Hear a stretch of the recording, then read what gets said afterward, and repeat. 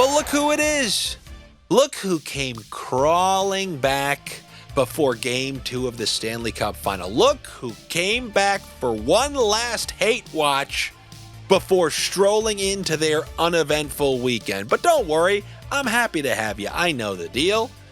Hit that caps lock, get ready to gargoyle, because we're about to talk about Game 2 of the Stanley Cup Final. Game 1 provided us everything we could have hoped for and more. It was a back-and-forth game. You had an even first period. The Panthers dominated the second period. Oilers dominated the third period, only to win it on a power play in overtime.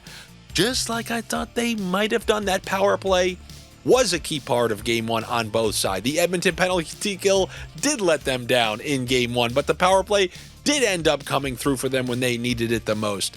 It was a great Game 1, and I am eagerly anticipating Game 2 and every game for the rest of this series. And if you are a front page bettor, aka you probably just lose all the time and you're an absolute donkey, you probably think you know what's going to happen in this game, but you don't know a damn thing. You know nothing, Jon Snow. You know less than Jon Snow. Because anything can happen in this game. I would not be shocked at all if the Edmonton Oilers now have the Panthers on their heels. They come out in the first period and just continue what they did. McDavid, Draisaitl with full confidence. Maybe they get an early power play. They're up 1-0. Or I would be zero shocked if we see that incredible Panthers ability to come back after a loss and just shut down the other team and literally give them nothing. Neither of those results would shock me whatsoever, which is what makes this Stanley Cup Final so enjoyable, and it's much needed after a conference final with two separate 5-game series. We're getting exactly what we want and exactly what we deserve. Now, as far as it comes to Sniffs in this game, it's not easy. I really got to peel back the layers. There is one thing that's easy, but I've been saying that since Game 1 of the playoffs. Anytime this team plays, I said you don't have to watch these videos because you know what the bet is. It's the same combo, the power play trio, the same trio who came through for us in Game 1.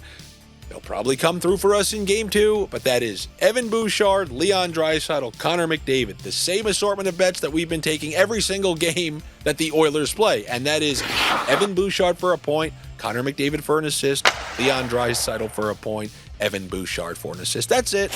On the Florida side, we have a player who's just earning himself additional millions every single game with his incredible play in Sam Bennett.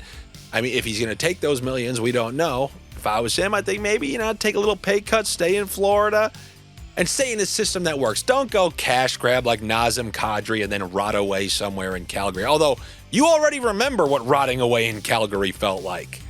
So, I don't know. I think he's going to stay. I think he's going to take that discount. We've already seen Reinhart take discounts. We've seen Verhaeghe take discounts. That's a discount kind of place to keep a good thing going.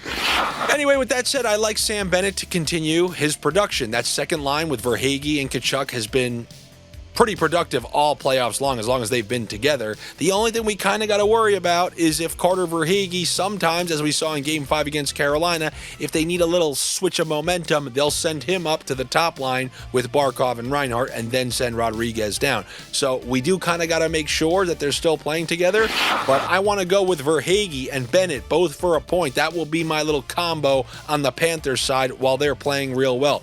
So I like that combo for the Florida Panthers. Now, outside of that, I'm not going to lie to you. I'm just looking for random things. I see a little thing here I like. I see a little thing there I like. One thing that I did in the last game, and I'm going to do again, I'm going to take the Lundell and Luosterainen double under.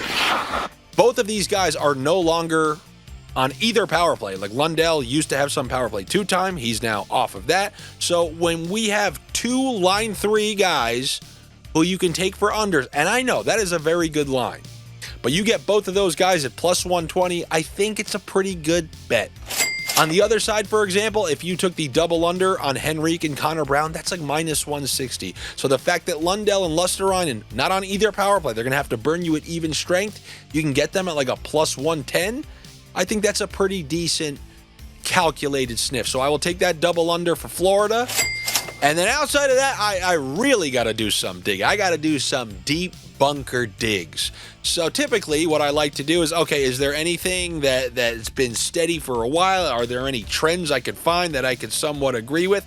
And then I remember that everybody looks to bet shots on goal, and then they go nuts when the scorekeeper takes a shot or two away.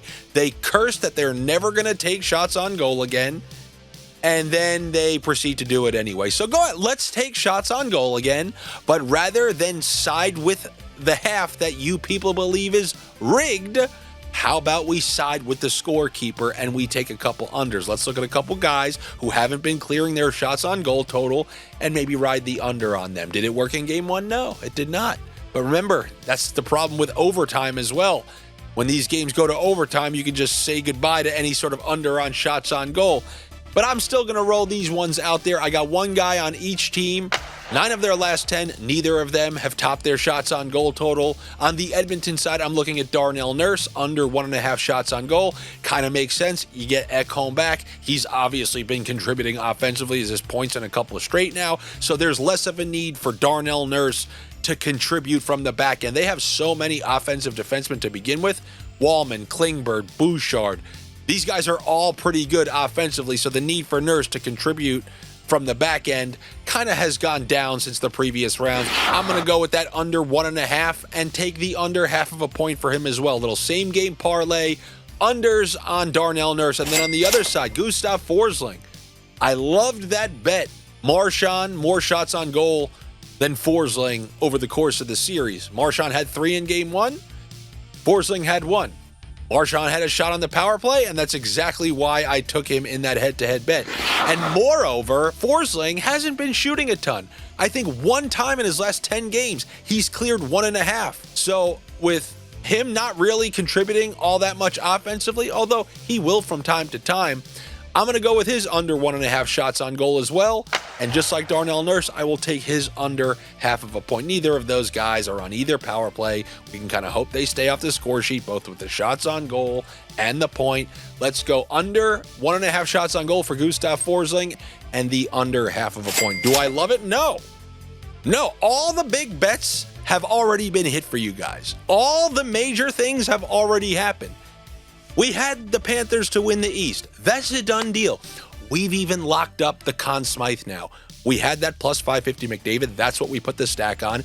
Then we made sure we got a little slice of Barkov at plus 1,100. Then we got Draisaitl at plus 1,100 because it was mispriced. There's nobody left. Bob's not winning a damn thing. Already let up 4 game 1. Big softy to Arvidsson, which screwed them and let the Oilers back in the game. He's not winning the Conn Smythe. We're going to have some guaranteed money. So the big things have already happened. Now I'm just looking for little nibbles along the way. If I see something, I will say something because I sniff something, but I've got nothing else for this video. So that is what I have for you here on a Friday. Good luck to you. Better luck to me. Make sure you're subscribed here to the YouTube channel. You like this video? Well, maybe you like some of my other videos. Did you watch my most recent podcast? I hope you did. I hope you enjoyed it. There's always more stuff coming up. And the only way you will know when it comes out is if you subscribe and you click those notifications. But do those things that help out the channel. I know somebody commented, how does this guy not have 20,000 subscribers, 30,000 subscribers? I need your help. You got to click that like, leave a couple different, let other people know your ridiculous parlays. Hit that caps lock, let everyone know what your parlays are, and then help them. And maybe if your 15-leg parlay is right and somebody tags me, I will talk about it in the next video. But obviously what I would appreciate the most, if you guys want to be a minority owner here, you want to be a partial owner of this show, you can own this little piece of air right here, then you can do that over on the Patreon. Be a minority owner of this show, the lone sponsor, by joining the Patreon. It's patreon.com/AndyFrancis. That's where you'll get some other benefits as well. I put these picks out before I talk about them on the video. I also have Josh put his daily baseball picks over there, so that's nice to get those. Any sort of picks that I add throughout the day, sometimes they add some players to the pool throughout the day, so I'll make sure to update the picks if there's anything that changes. We learned that Verhaeghe's on line 1, and that will all be available to you on the Patreon. So I hope to see you guys over there. If not, I will see you before Game 3, I believe. See you then.